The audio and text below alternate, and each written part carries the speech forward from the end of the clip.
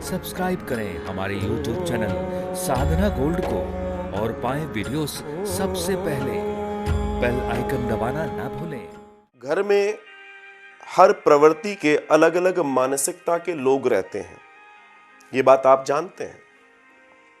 निश्चित घर में क्लेश हो रहा है तो आप जैसा भाव हो सकता है दूसरों का न हो, ये पॉसिबिलिटीज हैं।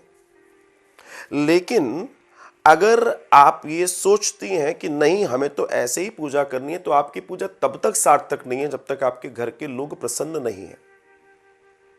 हमें उनको भी प्रसन्न करना है, हमें पूजा से अपने आप को भी संतुष्ट करना है, हमें ये सारे कार्य वाइसे वर्सा करने, बराबरी से करने हैं। इस अंतर को समझने का प्रयास कीजिए। आप अगर सिर्फ इस विचार में है कि नहीं मुझे मतलब नहीं है किसी से, मुझे तो 2 घंटा पूजा करनी है, तो आपकी पूजा सार्थक नहीं है। और अगर आपको ऐसा लगता है कि नहीं आपको 2 घंटे पूजा ही करनी है, तो आप ये देखिए कि आपके घर के लोग कितने बजे सोकर उठते हैं। मान लीजिए वो 6 बजे सोकर उठते हैं, आप कीजिए ना 4 बजे से पूजा। अपना प्रेम दिखाइए परमात्मा को कि मैं आपके लिए 4 बजे बैठकर आपकी साधना करूंगी, आपकी पूजा करूंगी। लेकिन जब घर में इस तरह की स्थिति हो कि ऐसी व्याधा आपको महसूस हो रही है, तो पहले अपना चिंतन कीजिए कि हमारी तरफ से गड़बड़ क्या हो रही है। कहीं ऐसा तो नहीं जो वर्किंग टाइम है हम उस टाइम में पूजा में बैठ गए, कोई नाश्ते के लिए बैठा है, कोई भोजन के लिए बैठा है, किसी को दवाई देनी है, किसी को कुछ करना है। कई बार ऐसी स्थितियां भी होती हैं।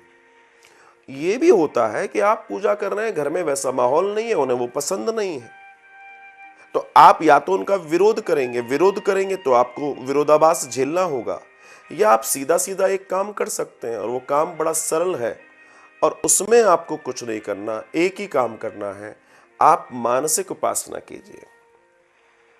ईश्वर तक पहुंचने की सबसे सरल विधि मानसिक उपासना। जहां है, जिस स्थिति में है, जो काम कर रहे हो, भगवान का काम समझ के कीजिए, भगवान को याद करके कीजिए। जो भी जिस भी देवता आपके इष्ट हैं उनका ध्यान कीजिए।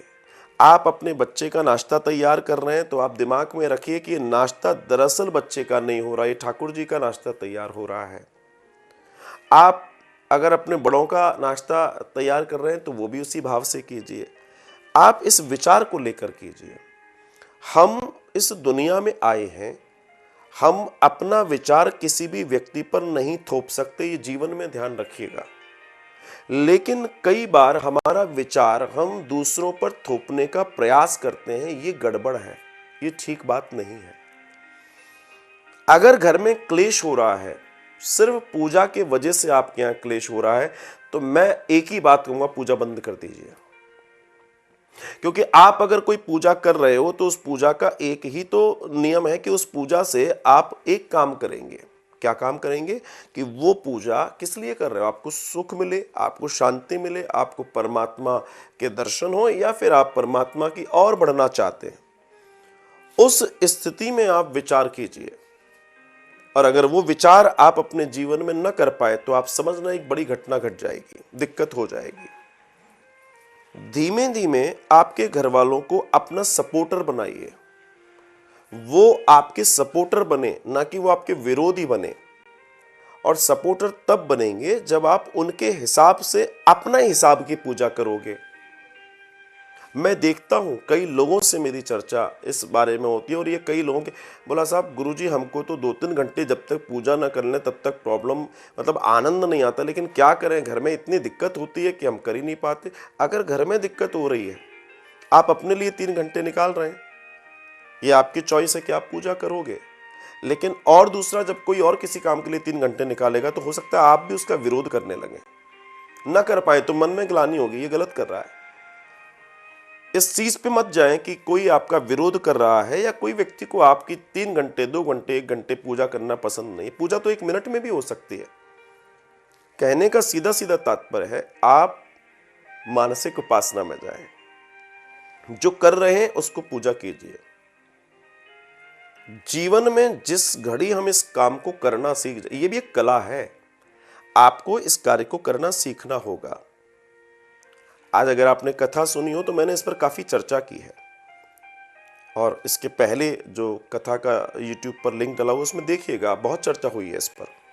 तो मेरा आपसे एक ही विचार है कि योगी पी, आपको चाहिए, आप बहुत प्रेम से परमात्मा के सामने हाथ जोड़े, हे गोविंद मैं मन से आपकी बहुत पूजा करना चाहती हूँ, लेकिन इस संसार में जो मेरा परिवार है ये मेरा दायित्व है।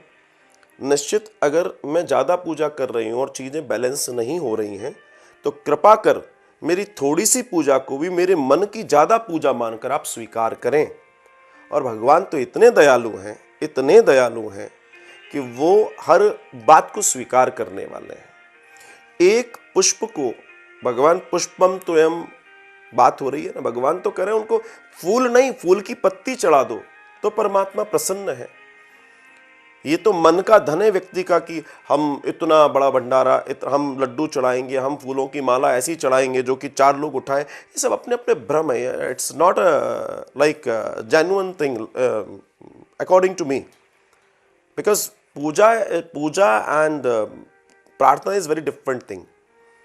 आप प्रार्थना कीजिए, भगवान प्रार्थना से प्रसन्न होते हैं। आप ध्यान कीजिए, भगवान ध्यान से प्रसन्न होते हैं। मैं आपको बड़ी छोटी सी बात बताऊं, आप मान लीजिए आपको लगता है कि मैं उठूंगी, मंदिर में बैठूंगी या मंदिर में बैठूंगा तो मुझे घर वाले कहेंगे क्यों बैठ गए।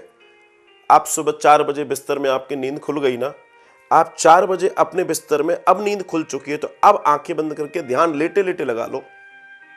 भगवान ये थोड़ी कहता है कि ऐसे नहीं करोगे, ऐसे करोगे तो ऐसे होगा। भगवान बहुत सरल है। भगवान मीन्स प्रकृति, प्रकृति माँ सबके साथ समान व्यवहार करती है।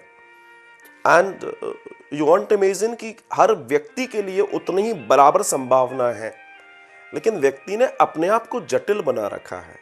And that is the main point. आप सिर्फ और सिर्फ ध्यान और प्रार्थना की प्रक्रिया में आगे बढ़िए, आप देखना आपके जीवन में आनंद आ जाएगा। आप बहुत खूबसूरत जिंदगी जीने लगेंगे। और प्रार्थना में तो इतनी ताकत है कि एक समय आपके घर वाले कहेंगे भाई क्या बात है, पूजा क्यों कम कर दी, बढ़ाओ ना, अच्छा लगता था। ये कीजिए। और ये वो चीज है ना जिससे आपके घर वाले, देखो पहला तो हमारा घर हमारा दायित्व है, और स्त्री घर की वो मुखिया होती है जिसको सब संभालना होता है। तो कई बार किसी को ऐसा लगता है कि हमें वो पैम्परनेस, हमें वो केयर जो मिलनी चाहिए वो नहीं मिल पा रही है, शायद ज़्यादा समय पूजा में या किसी और चीज़ में चला गया है। मैं तो एक ही बात कहना चाहूँगा कि गोविंद से कहो, गोविंद मैं तुम्हारी ज़्यादा पूजा करती थी तो घर में परेशानी होती थी, तो अब मेरा भाव तो यही है, चाहे मैं 1 मिनट करूँ तो भी तुम्हें उसको उतने ही आकार में स्वीकार करना होगा। और देखो भगवान स्वीकार करेंगे।